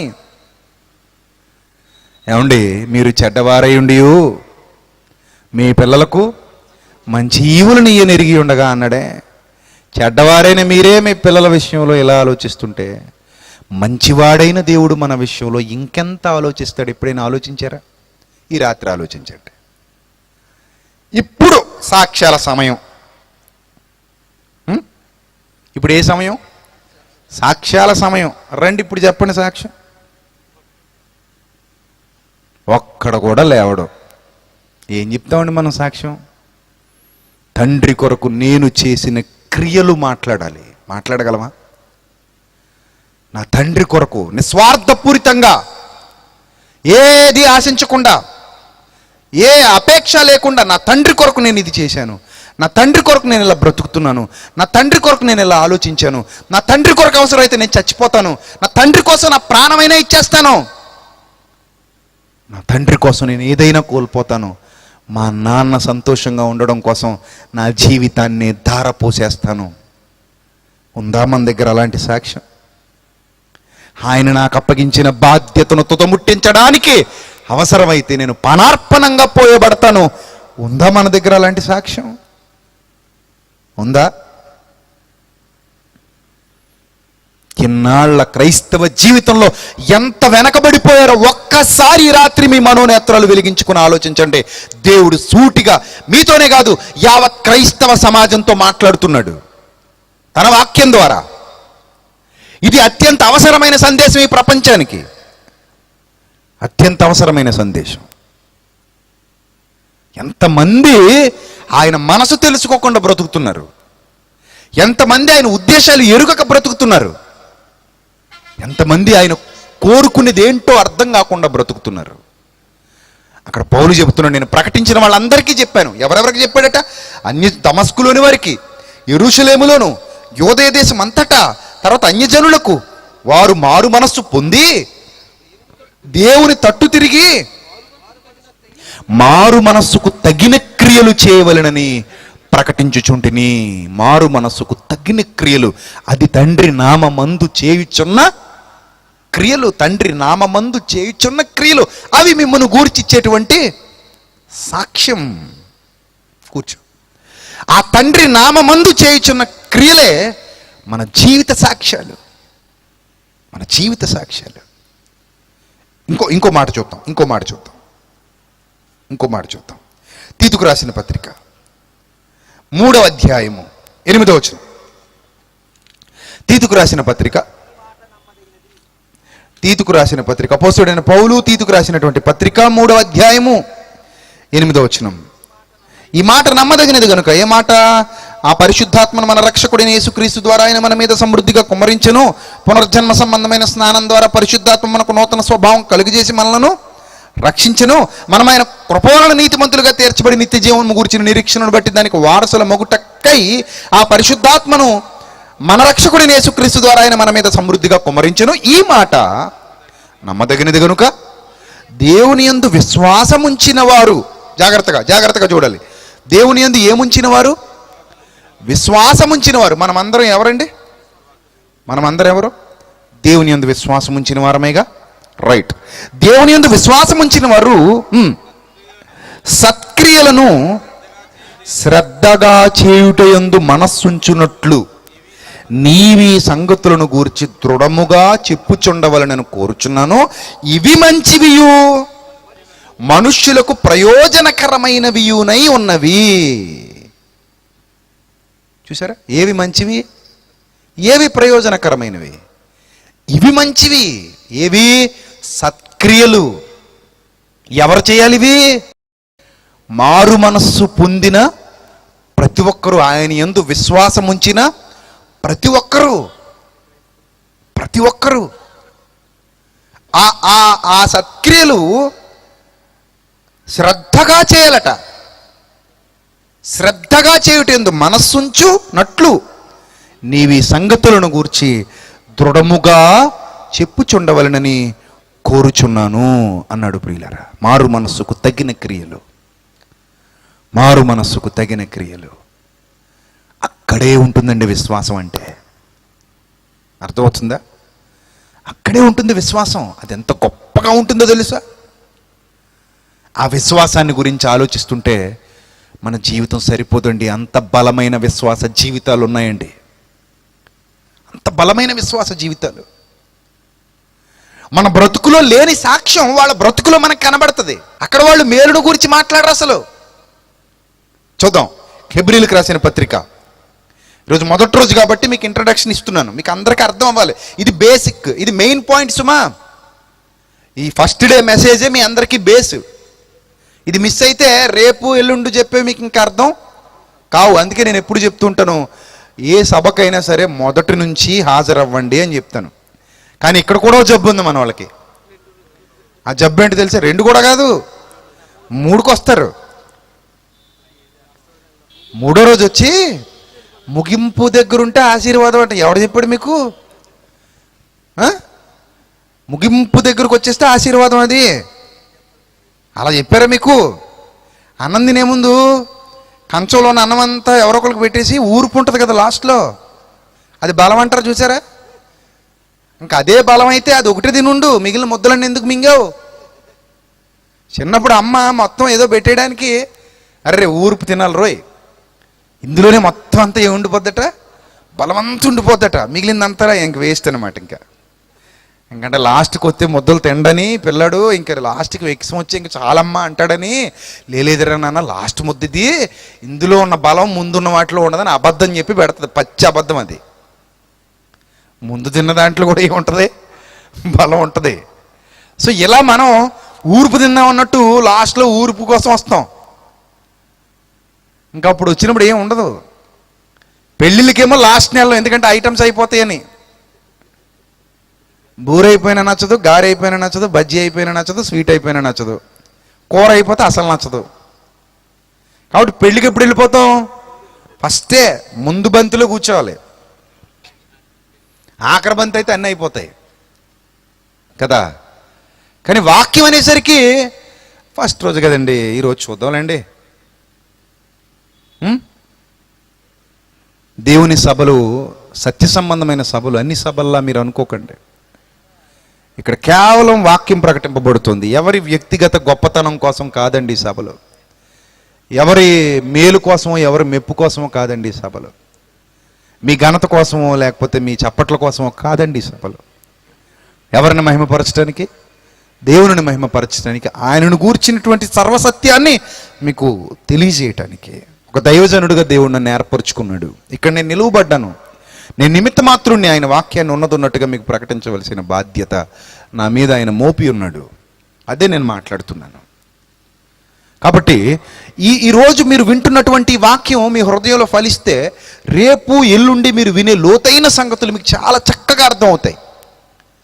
అందుకే మీకు ఈరోజు ఈ బేసిక్ పాయింట్స్ చాలా వివరించి ఉపదేశిస్తున్నాను. ఈ పరిశుద్ధుల క్రియలు, ఈ విశ్వాసుల క్రియలు, లేదా వారు సాధించిన దేవుల్లో వారు సాధించిన విజయాలు అవే సాక్ష్యాలుగా నమోదు చేయబడ్డాయి దైవ గ్రంథంలో. అంతేగాని దేవుడు వారి పట్ల జరిగించిన మేళ్ళు కాదు. దేవుని కొరకు వారు చేసిన మహా కార్యక్రమాలు, దేవుని కొరకు వారు జరిగించిన మహా ఉన్నతమైన కార్యక్రమాలు. అందుకే నా తండ్రి నామమందు నేను చేయుచున్న క్రియలు నన్ను గూర్చి సాక్ష్యం ఇస్తున్నాయి. నా యందు విశ్వాసం ఉంచువాడు నాకంటే గొప్పగా చేస్తాడు, వాటికంటే గొప్పవి చేస్తాడు, వాడు ఇంకా గొప్ప సాక్ష్యం ఇస్తాడు. అది యేసుక్రీస్తు ప్రభు వారి మాటల్లోని పరమార్థం. కానీ మనం అది వదిలేసి, ప్రభు నువ్వు 5 రొట్టెలు 2 చిన్న చేపలు 5,000 మంది పెడితే నేను 10,000 మంది పెడతానా? నువ్వు గలిలయ సముద్రం మీద నడిస్తే నేనేమో కాకినాడ సముద్రంలో నడుస్తానా? నువ్వు 4 రోజులు అయిపోయిన శవం లాజరు శవాన్ని బతికిస్తే నేను 8 రోజులైన శవాన్ని బతికిస్తానా? అవన్నీ సూచక్రియలు, అద్భుతాలు. ప్రతి విశ్వాసీ చేయాల్సిన క్రియల గురించి మాట్లాడండి. అవి మన జీవిత సాక్ష్యాలు. కానీ వెనక్కి తిరిగి చూసుకుంటే ప్రియులరా, నేను ఈ విషయాన్ని బాధగా చెప్తున్నానంటే, నేను ఈ మాటల ప్రస్ఫుటంగా మాట్లాడితే కొంతమందికి నచ్చకపోవచ్చు. ఎందుకంటే వాటికి అలవాటు పడ్డ వాళ్ళు ఉంటారు కదా, వాళ్ళకి జీవపడమ్మ అనేది అడ్డొస్తుంది. అలా అడ్డొచ్చినప్పుడు అర్రే ఇన్నాళ్ళు మనం చేసిన తప్ప అంటే కింద ఉన్న అంటారు, ఏమన్నా ఇన్నాళ్ళు మీరు ఈ విషయం అర్థం చేసుకోకుండా మమ్మల్ని నడిపించారని అడిగితే కనుక అవతల వాళ్ళు అనుకుంటారు ఇది మనకేదో మన ఇజ్జత్ దెబ్బతిన్నట్టుంది అనుకుని దానికి ఏదో వక్ర భాష్యం పలకడానికి వెతకొచ్చు. కానీ అక్కడ అలా జరగకూడదు. ఎలా జరగాలి తెలుసా? అవునమ్మా, ఇన్నాళ్ళు నాకు ఈ సంగతి అర్థం కాలేదు. ఎందుకంటే బైబిలు అంతా తెలిసిన వాడు ఈ ప్రపంచంలో ఎవడు లేడు. ఇంకో గొప్ప విషయం చెప్పమంటారా? ఈరోజు మీ ముందు నిలబడి ఈ విషయాన్ని మాట్లాడుతున్న నాకు కూడా బైబిల్లో చాలా విషయాలు తెలీదు. నేను దాన్ని ధైర్యంగా ఒప్పుకోగలగాలి. అంతేకాకుండా మనం ఏదైనా తప్పు మార్గంలో ఉన్నాం అనుకోండి, అవతల వ్యక్తి వాక్యానుసారంగా మనకి తెలియజేసినప్పుడు ఆ తప్పును తప్పుగా ఒప్పుకోగలిగే ధైర్యం మనకు కావాలి. చాలా గొప్ప విషయం. అవును, ఇన్నాళ్ళు నాకు తెలియక ఇదే సాక్ష్యం అనుకుని నేను ఇలా సంఘాన్ని నడిపించాను. అవును, ఇది కరెక్ట్ కాదని దేవుని వాక్యం నాకు సెలవిచ్చింది. ఎవడో వ్యక్తి కాదు, నేను ఆఫ్టర్ ఆల్. నన్ను పక్కన పెట్టండి. ఎవడో చెప్పాడని చెప్పకండి. ఇది నా గొప్పతనం ఏం కాదు. నేనే బాగా పరిశోధించి చెప్పానని నేను అన్నాను. నాకు అంత సినిమా కూడా లేదు. అలా అన్నాడంటే వాడు మూర్ఖుడు. అలాంటి వాళ్ళని పక్కన పెట్టేయండి. వాళ్ళు సెల్ఫ్ డబ్బా కొట్టుకుంటుంటారు. సో ఇక్కడ మన గొప్పతనం ఏమీ లేదు. జ్ఞానం అంటూ ఉంటే ఎవరు ఇవ్వాలి? అది దేవుడే ఇవ్వాలి ఎవరికైనా సరే. కాబట్టి ఇది దేవుని జ్ఞానం కాబట్టి దేవుడే తన వాక్యం ద్వారా మాట్లాడుతున్నాడు కాబట్టి, అవును ఇన్నాళ్ళు నేను ఈ విషయంలో మిస్అండర్స్టాండ్ చేసుకున్నాను, నన్ను క్షమించండి అంటే నువ్వు ఇంకా ఎదిగిపోతావు తెలుసా? నువ్వు ఇంకా ఎదిగిపోతావు, ఎత్తుగా కనబడతావు. ఇంకా నేను తప్పు చేశాను అన్నప్పుడు దావీదు ఇంకా ఎత్తుగా ఎదిగిపోయాడు. ఒప్పుకున్నప్పుడు అతిక్రమములు దాచిపెట్టువాడు వర్ధిల్లడు, వాటిని ఒప్పుకొని విడిచిపెట్టువాడు ఏమవుతాడు? దేవుని మెప్పు పొందుకుంటాడు. దేవుని మెప్పు పొందుకుంటాడు వాడు. మనం ఆ స్థితిలో ఉండాలి ప్రియులారా. కాబట్టి బాగా ఆలోచించి మంచి నిర్ణయాలు తీసుకోండి ఇక మీదట. ఇన్నాళ్ళ మన క్రైస్తవ జీవితంలో, ఇన్నాళ్ళ మన విశ్వాస జీవితంలో మనం ఏదైతే అనుకున్నామో అది కరెక్ట్ కాదు. అది ఆయన మన కొరకు చేసిన మేలు గురించి మనం పదే పదే మాట్లాడుకుంటూ పోవడం వల్ల ఆయనకు మహిమ వస్తుంది అనుకుంటున్నాం. కాదు. ప్రకటన గ్రంథం 19వ అధ్యాయము ప్రకటన గ్రంథం 19వ అధ్యాయం, అందరూ చూడండి ఏమని వ్రాయబడిందో. ప్రకటన గ్రంథం 19వ అధ్యాయము 8వ వచనం. మరియు గొర్రెపిల్ల వివాహ మహోత్సవ సమయం వచ్చింది. 7వ వచనం నుంచి చూద్దామండి, 6 నుంచి. అప్పుడు గొప్ప జనసమూహపు శబ్దమును, విస్తారమైన జలముల శబ్దమును, బలమైన ఉరుముల శబ్దమును పోలిన ఒక స్వరము, సర్వాధికారియు ప్రభువునగు మన దేవుడు ఏలుచున్నాడు, ఆయనను స్తుతించుడి. గొర్రెపిల్ల వివాహోత్సవ సమయము వచ్చినది, ఆయన భార్య తన్ను తాను సిద్ధపరుచుకుని ఉన్నది గనుక మనము సంతోషపడి ఉత్సహించి ఆయనను మహిమపరిచెదమని చెప్పగా వింటిని. మరియు ఆమె ధరించుకొనుటకు ప్రకాశములను నిర్మలములను అయిన సన్నపు నారబట్టలు ఆమెకి ఇయ్యబడిను, అవి పరిశుద్ధుల నీతి క్రియలు అన్నాడండి. ఆ గొప్ప వస్త్రములు ఏంటటవి? సంఘానికి ఇవ్వబడిన వస్త్రములు పరిశుద్ధుల నీతి క్రియలు. గొర్రెపిల్ల వివాహ ఉత్సవం అన్నాడంటే ఆ గొర్రెపిల్ల భార్య ఎవరు? సంఘము, దేవుని సంఘం, క్రీస్తు సంఘం. ఏమండి? ఆ భార్య ధరించుకున్న వస్త్రములు ఉన్నాయి చూడండి. ఈ వస్త్రాల గురించి మాట్లాడుతూ అంటున్నాడు, అవి పరిశుద్ధుల నీతి క్రియలు. అవేనండి సాక్ష్యం, అవే సాక్ష్యం. మన క్రియలే సాక్ష్యం, పరిశుద్ధుల నీతి క్రియలు. పదే పదే బైబిల్ గ్రంథాన్ని మీరు చక్కగా చదవండి, దాన్ని హైలైట్ చేసి చూపించి మాట్లాడతాడు. ఎందుకు మాట్లాడతాడంటే దేవుడు కూడా నీ నుంచి అది ఆశిస్తున్నాడు. మంచి ఫలాలు కావాలి ఆయనకి. ఆత్మఫలము చదువుకున్నాం కదండి చాలాసార్లు గలతీ పత్రికలో. ప్రేమ, సంతోషం, సమాధానం, సాత్వికం, దీర్ఘశాంతం, దయాళుత్వం, మంచితనం, విశ్వాసం, ఆశా నిగ్రహం మనం చదువుకున్నాం కదా. ఇవన్నీ మన క్యారెక్టర్లోకి వచ్చేయాలి. అది మన విశ్వాస జీవితంలో ముడిపడిపోవాలి. అప్పుడు చూడాలి జీవితాన్ని, కరెక్ట్ కనబడదు పిక్చరు. అప్పుడు చెప్పాలి ఆ జీవితం గురించి, ఇదిరా జీవితం అంటే అనుకునేలా ఉంటుంది. చూపిస్తాను మీకు రేపేళ్ళుండి ఆ జీవితాలు చూస్తే మీరు ఆశ్చర్యపోతారు. అలాంటి జీవితాలు ఉన్నాయి దైవ గ్రంథంలో. మీరే మీ నోటితో ఒప్పుకుంటారు, ఇదండి సాక్ష్యం అంటే, ఇంకేది కాదు సాక్ష్యం అంటే అంటారు. నిజం, బైబిల్ ఏదైతే చూపిస్తుందో అదే నిజమైన సాక్ష్యం, ఇంకేది కాదు. అలాంటి సాక్ష్యాలు ఉన్నాయి దైవ గ్రంథంలో. కానీ మనం చదివినా అర్థం చేసుకోకుండా మన మనోనేత్రాలకి సాతాను చాలా తెలివిగా ప్లాస్టర్ వేసేసాడు. ప్లాస్టర్ వేసేసి అమ్మో వీళ్ళని కానీ వదిలేస్తే వీళ్ళు కూడా అలా అయిపోతారని రూట్ తప్పించి మైకు మీ చేతికి ఇచ్చి ఇవి చెప్పండి రా అన్నాడు. అన్యజనులు అవే చెప్తున్నారు, క్రైస్తవులు అవే చెప్తున్నారు. నిజంగా నేను ఆశ్చర్యపోయిన ఒకసారి భక్తి టీవీ పెట్టినప్పుడు వాళ్ళు కూడా అవే చెప్తున్నారు. ఇలా జరిగిందండి, ఇలా జరిగింది, అందుకని ఇక్కడికి వచ్చాం, మొక్కు తీర్చుకున్నాం అని చెప్తుంటే మనోళ్ళు కూడా ఇదే కదా, ఇంచుమించు డిట్టో కదా అనుకున్నాను. డిట్టో కదా. అంతేనా? దేవునికి మహిమ వచ్చేసిందా? అన్యజనుడికి కూడా మేలు చేసే దేవుడయ్యాను నమ్ముకున్న దేవుడు నీకు మాత్రమే మేలు చేశాడని చెప్పుకో. నీకు మాత్రమే మేలు చేశాడని చెప్పుకో. ఆయన కొరకు బ్రతకని అనీతిమంతుడికి కూడా మేలు చేస్తున్నాడు ఆయన. ఆయనను గుర్తించని చెడ్డవాడికి కూడా మేలు చేస్తున్నాడు. అది నీ తండ్రి క్యారెక్టర్. ఈ ప్రకృతిలో దేవుని లక్షణాలు ఉన్నాయి. కొబ్బరి చెట్టు ఉంది, మంచోడు ఎక్కితేనే కాయిస్తుందా, చెడ్డోడు ఎక్కితే ఇవ్వదా? భూమి ఉంది, మంచోడి పొలమే పండుతుందా, బిన్లాడిన లాంటి పొలం పండదా? చెప్పండి. మంచోడికి చెడ్డోడికి కూడా ప్రకృతి ఏం చేస్తుంది? సేవ చేస్తుంది. ఆ లక్షణాలన్నీ ఎక్కడివి?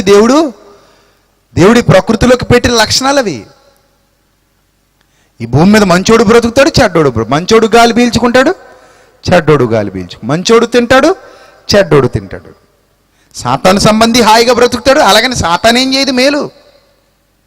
మీరు మీ తండ్రిగా అపవాది సంబంధులు అన్నాడని ఆ తండ్రి ఏం వీళ్ళకి ఊపిరివ్వడు, ఆ తండ్రి ఏం వీళ్ళ భూమిని పండించడు, ఆ తండ్రి ఏమి వీళ్ళకి వర్షం కురిపించడు, ఆ వాడేమి వీళ్ళకి ఫలాలు ప్రకృతిలో దయచేయడు.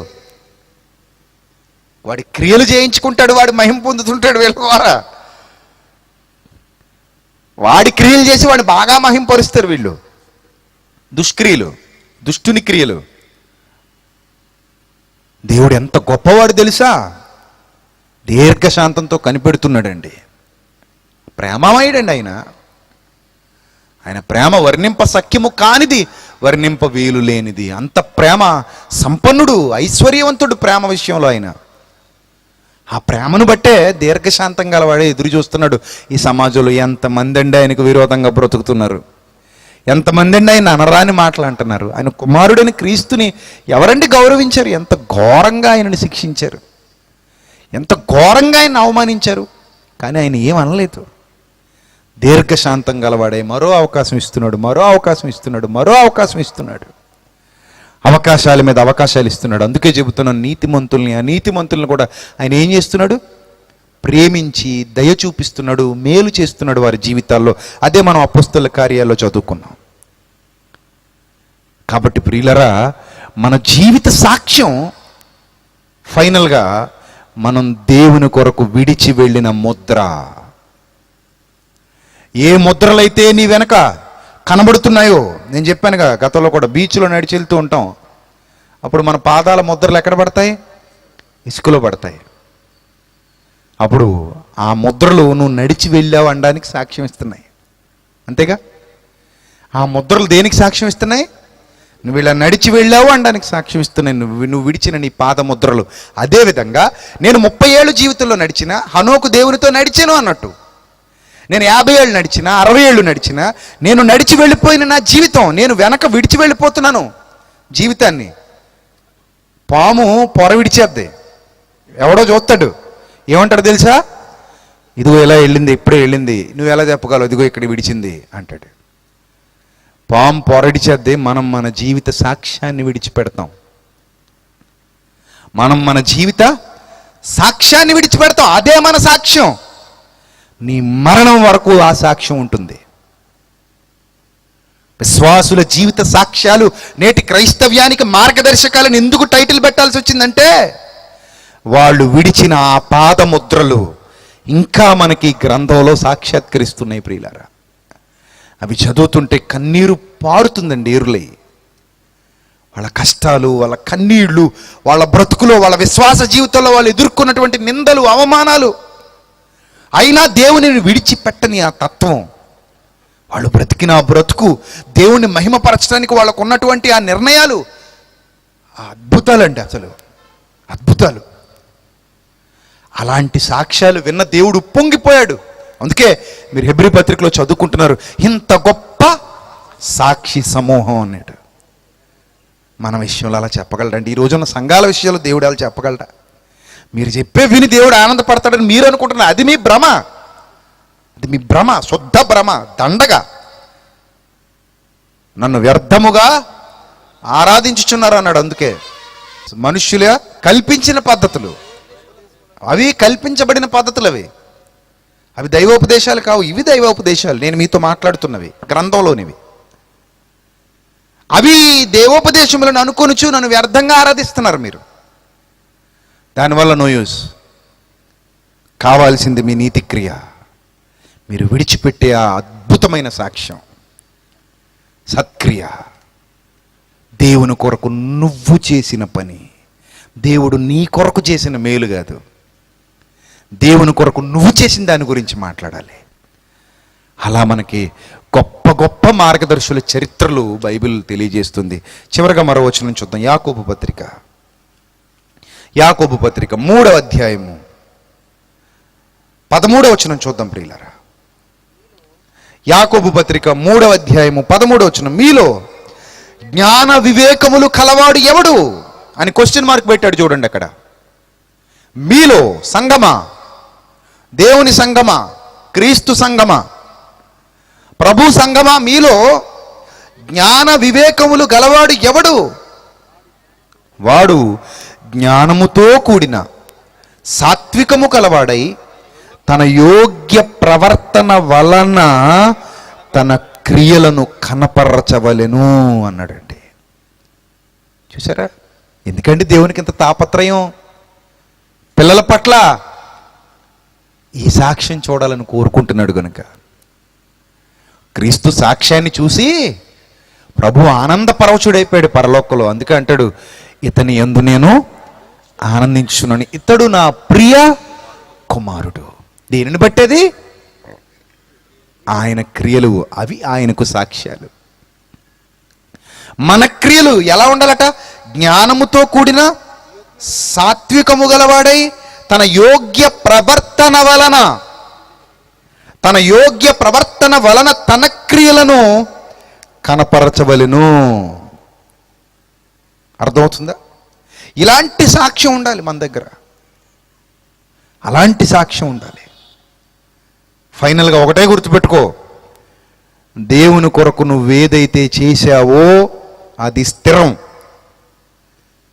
దేవుడు నీకేదైతే చేశాడని మురిసిపోతున్నావో అది అస్థిరం. అర్థమవుతుందా? బాగా ఆలోచించి అర్థమవుతుంది. ఈ రాత్రంతా ఆలోచించి అర్థమవుతుంది. ఏ అజ్ఞానంలోనూ దయచేసి కాలం గడపొద్దుకు మీదట మన జీవితం దేవునికి ఇష్టమైనదిగా మారినప్పుడు అప్పుడు మనం విడిచిపెట్టే సాక్ష్యం ఉంది చూశారు, చాలా బాగుంటుందండి, చాలా బాగుంటుంది. రేపెల్లుండి ఆ లోతైన సత్యాన్ని గురించి మనం నేర్చుకుందాం, ఆ లోతైన జ్ఞానాన్ని మనం అధ్యయనం చేద్దాం. ఈరోజు మీకు మీ అందరి హృదయాలకు చాలా క్లారిటీ వచ్చేసి ఉండాలి ఖచ్చితంగా. ఎందుకంటే నేను మీకు అలాగే ఉపదేశించాను, ఎక్కడ కూడా మిమ్మల్ని కన్ఫ్యూజ్ చేయలే. చాలా క్లారిటీగా నేను మీతో మాట్లాడుతున్నాను. కాబట్టి మీ తప్పు మీకు అర్థమైతే ఇమ్మీడియట్గా మీరు చేయాల్సిందేంటి? దాన్ని దిద్దేసుకోవాలి. అలాగే చాలామందికి ప్రసంగాన్ని వినిపింపజేసి వారిని కూడా దిద్దుకోమని చెప్పండి. ఎందుకంటే వాళ్ళు మన తండ్రి పిల్లలే కదా, మనమంతా ఒకే తండ్రి సంతానం కదా. కాబట్టి వాళ్ళను కూడా దిద్దుకోమని చెప్పండి. ఇక తర్వాత మీరు చేయాల్సింది ఏంటంటే రేపెల్లుండి కూడా మీరు వాళ్ళని తీసుకొని రండి. ఎందుకంటే మీరు విన్న ఈ జ్ఞానం వాళ్ళు కూడా వింటారు. నిన్ను వలె నీ పొరుగువాడిని కూడా ప్రేమించు. రేపు ఇంకా లోతైన సత్యాలు మాట్లాడుకుందాం. తొందరగా రండి, మీ మేలు కొరకే తొందరగా వెళ్ళొచ్చు. తలలు వంచండి, ప్రార్థన చేసుకుందాం. సర్వకృపానిధియగు మా దేవ, సర్వోన్నతుడా, సర్వశక్తిమంతుడా, సర్వాధికారి, సృష్టికర్త, ఇంతవరకు విలువైన మీ జ్ఞాన సంగతులు మీ పిల్లలకు ఉపదేశించడానికి మీరు ఎంతగానో సహాయం చేసినందుకు స్తోత్రం తండ్రి. ప్రభువా, నిజమే ప్రభువా, మా జీవితంలో అనేక మార్లు అజ్ఞానంతో అనేక కార్యక్రమాలు చేసున్నాం. వాటిని మీరు క్షమిస్తున్నారు, అందును బట్టి స్తోత్రం తండ్రి. మీ వాక్యపు వెలుగులు మా మీద ప్రసరించినప్పుడు మా అజ్ఞానం బయటపడుతుంది. దానిని మేము తండ్రి దిద్దుకొని మీ వాక్యానికి లోబడి ప్రభువా, మీ గద్దింపునకు లోబడి మమ్మల్ని మేము సజీవయాగంగా మీ పాదములు ఎదుట సమర్పించుకొని మీ దీనదాసులుగా జీవితకాలం అంతయు మిమ్మల్ని మహిమపరిచే వారముగా, మీరు కోరుకున్న జీవితాలు ఈ భూమి మీద జీవించే వారముగా మమ్మల్ని అందరినీ బలపరచండి. మీ సత్యవాక్యంతో మమ్మల్ని సంధించినందుకు స్తోత్రం చెల్లిస్తూ, కూడి వచ్చిన మీ పిల్లల్ని వారి గృహాలకు క్షేమంగా చేర్చమని ప్రాధేయపడుతూ, నాతోటి దైవజనులందరినీ మీ కృపలో వర్ధిల్లింప చేసి భద్రపరచమని, మీ చిత్తం యొక్క సంపూర్ణతలోనికి నడిపించమని వేడుకుంటూ, ఈ సభల నిమిత్తం కష్టపడుతున్న నా తమ్ముళ్ళందరినీ ప్రభు జ్ఞాపకం చేసుకుని మీ కాపుదల వారికి వారి కుటుంబాలకు సమృద్ధిగా దయచేయమని వేడుకుంటూ, రేపెల్లుండి కూడా నాతో మా అందరితో మీ వాక్యం ద్వారా సూటిగా మాట్లాడమని ప్రాధేయపడుతూ, మమ్మల్ని మేము తగ్గించుకుంటూ ఎల్లప్పుడూ మిమ్మల్ని హెచ్చిస్తూ, సమస్త ఘనతా మహిమా ప్రభావములు మీకు చెల్లిస్తూ, క్రీస్తు నామములో ఈ ప్రార్థన మనవులు అడిగి వేడుకొనుచున్నాం మా కన్న తండ్రి. ఆమెన్. అందరికీ వందనాలు. May God bless you all. Thank you.